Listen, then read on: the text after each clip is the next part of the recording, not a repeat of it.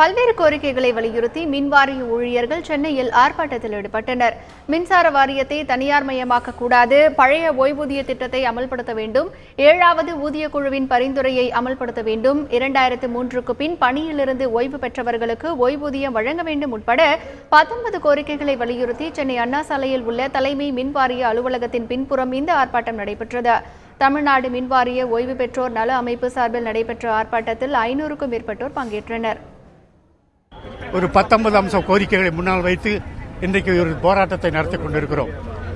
முக்கியமாக சொல்லப்படும் சொன்னால், மின்சார வாரியத்தை தனியார் மயமாக்கி அந்த தனியார் மயம் ஆக்குவதோடு மட்டுமில்லை, ஓய்வூதியத்தையும் அது இல்லாத செய்யக்கூடிய நிலைமைக்கு இன்றைக்கு மின்சார வாரியம் ஏற்பாடு செய்து கொண்டிருக்கிறது. தமிழக அரசு அதற்கான உடந்தையாக இருக்கிறது. எங்களுடைய முதல் கோரிக்கையாக வைத்திருக்கிறேன்னு சொன்னால், மத்திய அரசு அறிவித்திருக்கக்கூடிய அந்த புதிய ஓய்வு திட்டத்தை ரத்து செய்து அதற்கு பதிலாக பழைய ஓய்வு திட்டத்தை அமல்படுத்த வேண்டும் என்று முதல் கோரிக்கையாக வைத்திருக்கிறோம்.